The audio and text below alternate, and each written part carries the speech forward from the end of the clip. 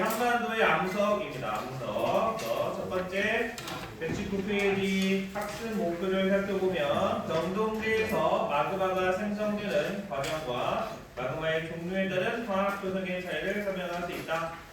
두 번째는 마그마의 분출과 반응으로 생성되는 화성암의 특징을 설명할 수 있다. 그러니까 이번 단원에서는 한반도의 암석 중에서 화성암에 대해서 살펴보도록 하겠습니다. 자, 그럼 우리가 먼저 암석의 종류에 대해서 한번 살펴보도록 할게요. 암석은 크게 세 가지 종류로 나뉩니다. 첫 번째가 우리가 지난 시간에 배웠던, 지난 단원에서 배웠던 첫 번째 퇴적암. 퇴적암은 어떻게 형성되는 거예요? 속성작용에 의해서. 퇴적암은 속성작용에 의해서 기존에 있었던 암석들이 풍화 침식 작용을 받은 후에 그것들이 여러 가지 요인, 특별히 물 또는 바람이 되겠죠. 퇴적 물들이 이동한 후에 운반돼서 쌓여서 생기는, 그래서 운반돼서 쌓여서 다져지고 단단해지는 그러한 과정을 제가 속성작용이라고 이렇게 이야기했었습니다. 그래서 퇴적암은 속성작용에 의해서 생기는 겁니다. 지구를 구성하고 있는 에너지원이 크게 세 가지가 있는데, 이 퇴적암은 풍화, 침식 이런 작용들이 발생하는 거기 때문에 얘는 태양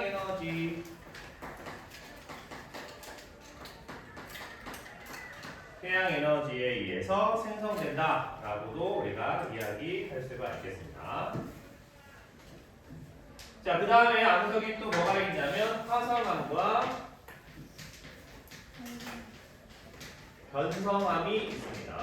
화성암과 변성암. 그래서 이번 단원에서는 바로 요 화성암과 변성암에 대해서 이제 우리가 살펴볼 예정입니다. 화성암은 마그마가 굳어져서 생성된 암석입니다. 즉, 얘는 마그마가 생성돼야지 되는 거다. 그러니까 암석이 녹은 상태에서 다시 굳어져야 되는, 그게 이제 화성암이라고 생각하시면 되겠고요. 변성암은 부분적으로 약간 녹을 수는 있지만 대부분의 변성암은 녹지 않고 기존에 있는 암석이 변형된 거. 라고 생각하시면 되겠습니다. 뭐에 의해서? 기존의 암석이 열 또는 압력에 의해서 어떠한 작용을 받는 것, 변성작용을 받는 걸 우리가 변성암이라고 이렇게 이야기를 할 수 있다. 또 얘네들은 지구 에너지, 세계 중에서 어떤 에너지가 연관이 있는 거냐면 지구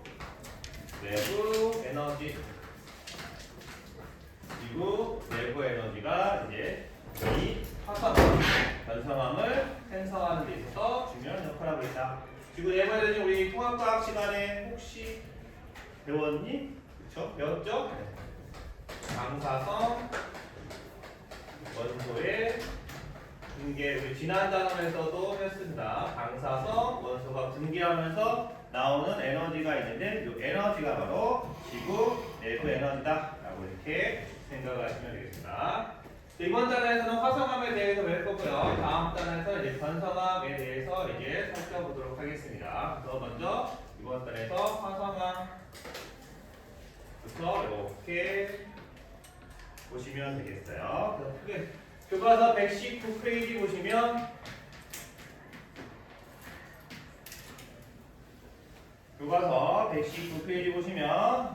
그래프가 하나 나옵니다. 자, 화성암은 마그마가 생성돼야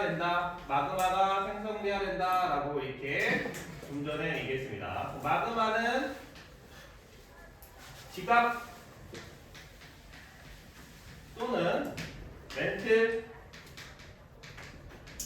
멘틀이 용융된 것을 마그마라고 이렇게 이야기합니다. 지각 또는 멘틀이 용융됐다, 즉 녹았다라는 겁니다. 녹았다라는 거. 우리 요 분필이 지금 녹아 있어? 아니면 녹지 않아 있어? 안 녹았죠? 왜 안 녹았어요? 지금 현재 이 대기 중의 온도가 요 분필을 녹일 수가 없으니까. 즉 물체들마다 녹는 점이 있어요. 그 녹는 점을 뭐라고 하냐면 용융점이라고 하죠. 그래서 내가 있는 곳에 있는 온도와 물체의 온도와 용융점과 같아야지만 그 물체가 녹는 거다. 이렇게 생각하시면 되겠습니다. 그렇죠? 그러니까 여기에서 지금 지표에서는 뭐 온도가 뭐 15도, 20도 정도 되는데 그렇기 때문에 이 물체를 녹일 수가 없다라는 겁니다. 어떠한 물체를 녹이려면 그 해당되는 그만큼의 온도가 필요하다라고 보시면 되겠어요.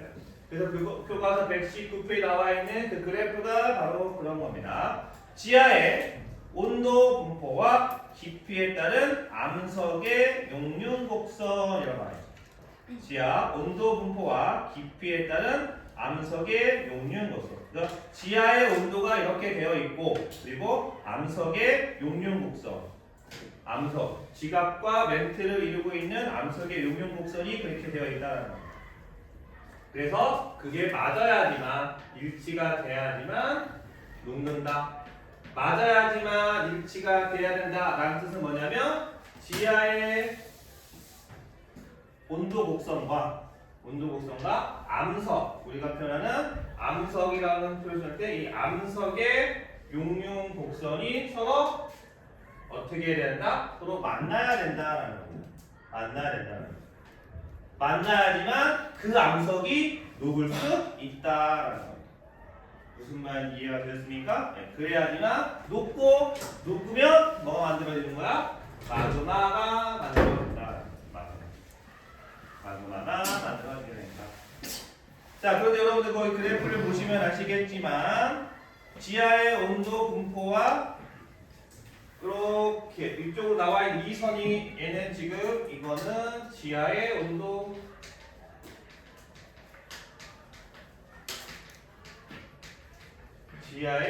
분포입니다.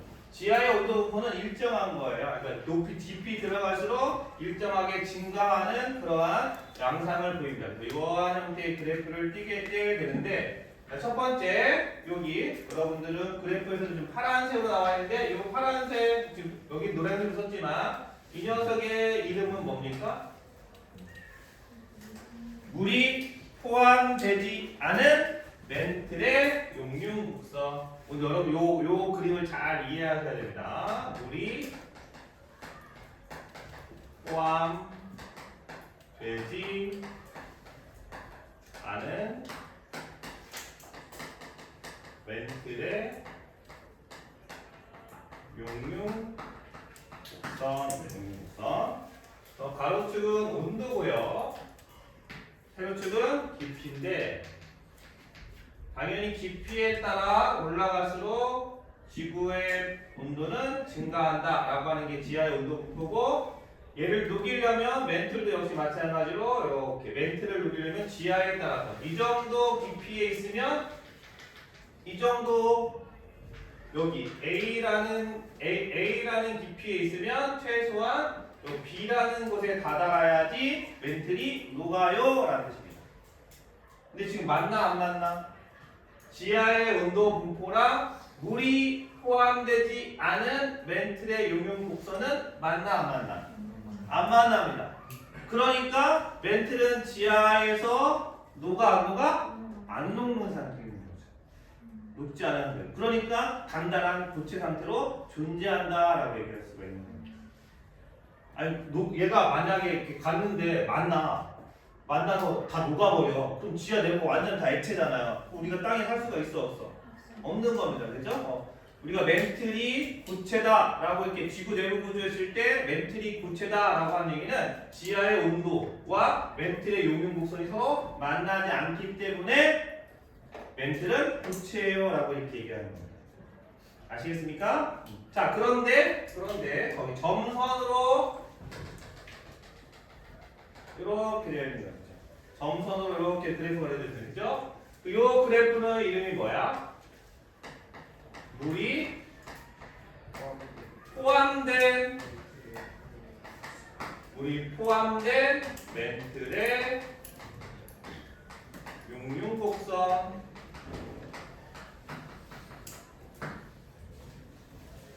물이 포함되지 않은 멘틀은 지구 온도와 물에서 서로 만나지 않아서 단단한 고체 상태를 이루고 있지만 만약에 물이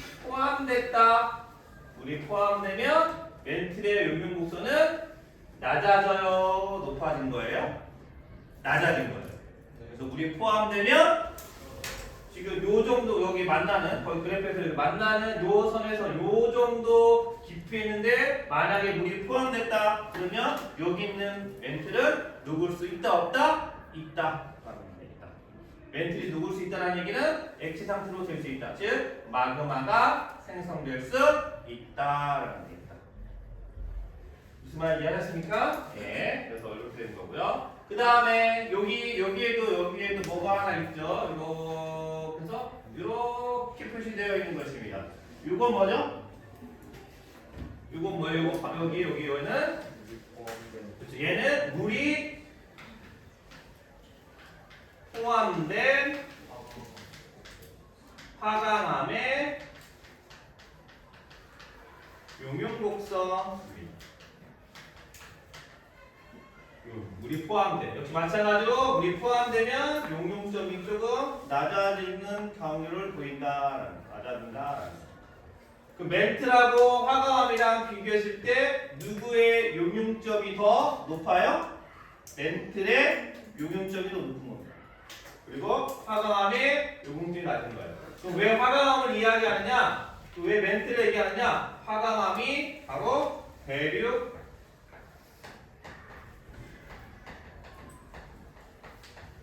지각, 대륙 지각을 이루고 있는 암석이 바로 화강암입니다. 대륙 지각을 이루고 있는 암석이 화강암이다. 그래서 이 얘기를 하는 겁니다. 네. 물이 포함되지 않은 화강암수는 역시 마찬가지로 이렇게 돼요. 근데 왜 얘기하냐면 별로 없어. 화강암은 대부분 물을 포함합니다. 그러면 여기에서 물이 포함되지 않았다 했을 때 이 포함됐다 했을 때 이 포함됐다라는 뜻이 뭐냐? 포함됐다라고 하는 뜻이 뭐냐면 그냥 바닷물이 아니라 물이 아니라 암석을 이루고 있는 암석을 쪼개고 되면 뭐가 되지? 물이 되죠. 그래서 여러분들 통합과학 시간에 규산형 광물, 황산형 광물, 산화광물 이런 것들을 배웠잖아요. 그죠? 배웠어요. 알겠어요? 규산형 이런 거 배웠어요. 그 중에서 규산형 광물이 제일 첫 번째 정출되는 게 감, 남, 석, 각, 성, 석, 휘, 석, 흑, 이런 것들이 규산형 광물이라고 이렇게 얘기했었죠. 그렇죠? 이런 것들이 바로 규산형 광물입니다. 감남석은 SiO4 기억나요? 안 나요? 화학식으로 쓰면 안 나죠? 그래서 제가 교사를 할 수 있는 거죠. Fe 해가지고 SiO4 이렇게 하잖아, 그죠? 고마워요. 이렇게 못해줘가지고 이렇게 되는 겁니다, 그죠? 그 다음에 각성석, 피석, 끄무 같은 경우에는 화학식을 분석하면 SiO4가 아니라 더 복잡하죠? 네, 복잡합니다. 복잡해요. 근데 바로 이 녀석들의 광물의 화학식을 보면 끝으로 쭉 가다 보면 OH기가 있는 게 있습니다. 광물 화학식 보면 휴대폰이 저쪽에 있어가지고 여러분 나중에 휴대폰으로 감남석 말고요. 각섬석, 피석, 흑음모. 그래서 이 녀석들의 화학식을 쳐보세요. 구글에 아무데나 써보시면 됩니다. 그죠? 써보면 화학식이 막 무시하게 막 복잡하게 막 열 몇 개 원소가 따다다다다 써 있어. 그 중에 거의 끝에 찍으면 이 OH가 꼭 있습니다. 있는 광물이 있어. 각성석, 희석, 흑음모는 있습니다. 이 OH가 뭐야? 화학적으로 수산화 이온이죠. 이 OH를 가지고 있는 광물을 뭐라고 하냐면 함수 광물이라고 합니다. 이 OH를 가지고 있는 이 녀석을 함수 광물이라고 하는데, 함은 포함하다, 가지고 있다. 무엇을? 물을. 수는 물수점이다. 그래서 물을 가지고 있는 광물입니다. 평상시에는 얘가 이게 무슨 뜻이냐면, 얘가 평상시에는 광물이니까 어떤 형태로 거야? 단단하게 이온결합으로 묶여 있는 겁니다. 공유결합, 이온결합 뭐 이런 형태로 묶여져 있는 거예요. 결합의 종류는 아시죠? 네, 묶여 있다가 얘가 어떤 특정하게 지나가서 깊이 들어가서 열과 압력을 받으면 이 분해가 부러집니다. 그 결합이 약해진다는 얘기예요. 떨어지면서 요 수산화 이온이 툭 하고 튀어나옵니다. 튀어나오는데 이 수산화 이온하고 요 수산화 이온이 튀어나와서 무엇을 만나면? 수소를 만나면 얘가 뭐가 되는 거야? H2O가 되는 거죠. 이건 이물이라는 거예요. 암석 속 광물, 암석을 이루고 있는 광물 속에 포함되어 있는 광물 중에서 물을 가지고 있는 광물이 있는데, 얘가 지표상이나 뭐 평상시에는 가만히 있다가 지하로 내려가면서 열 또는 압력을 받으면 얘가 이렇게 분해가 일어나는데, 분해가 일어나서 얘가 제일 연결고리가 약하기 때문에 먼저 튀어나와요. 먼저 분해가 되는 겁니다. 그러면서 수소와 결합해서, 주변에 있는 수소와 결합해서 물을 형성하면서 이 멘틀과 화강암의 용융점을 낮춰주는 그러한 역할을 하고 있다. 이걸 우리가 함수 광물이라고 합니다. 대표적으로 각성석, 희석, 흑음모, 얘네들이 함수 광물이고, 집에 가서 꼭 이 녀석과 이 녀석의 그 화학식을 한번 찾아보세요. 무지한 되게 복잡해요. 네. 찾아보시면 이걸 함수 광물이라고 이렇게 얘기합니다. 그래서 물이 포함됐다라는 얘기는 바로 요 뜻입니다. 물이 포함된 멘틀의 용융곡선, 물이 포함된 화강암의 용융곡선은 이 화강암 안에 멘틀 아래, 이 화강암과 멘틀, 또 다른 말로 하면 지각과 멘틀은 규산용 광물로 되어 있는데, 이 규산용 광물 안에 이렇게 OH 수산화기를 가지고 있는 광물이 존재하고, 이 광물을 우리가 합수 광물이라고 합니다. 아시겠습니까? 여러분들 선생님은 바다에서 만들어지니까 바닷물 아니에요 라고 얘기하는 친구도 있어요. 바닷물 아닙니다. 물론 바닷물도 약간 영향을 주겠죠. 하지만 실제로 땅속에 있는 거, 뭐 지하수 이런 것도 영향을 주겠지만, 네, 그게 먼저가 아니라 바로 이게 먼저다라고 보시면 되겠습니다. 네. 아시겠죠? 네. 자, 그래서 요 그래프를 설명했고요. 자, 그 다음에 또 하나 여러분들이 기억해야 될 게 뭐냐면, 자, 그러면 이 멘틀하고 이렇게 물이 포함되지 않는 멘틀은 얘랑은 절대 만나지 않잖아. 그래, 안 그래요? 그렇지 않죠? 만나지 않잖아요. 그죠? 그럼 얘하고 만나면 되는 겁니다. 만나면. 아시겠습니까? 만나면 됩니다. 만나면 됩니다. 알겠죠? 만나는 거 우리가 잠시 후에 살펴보도록 하겠습니다.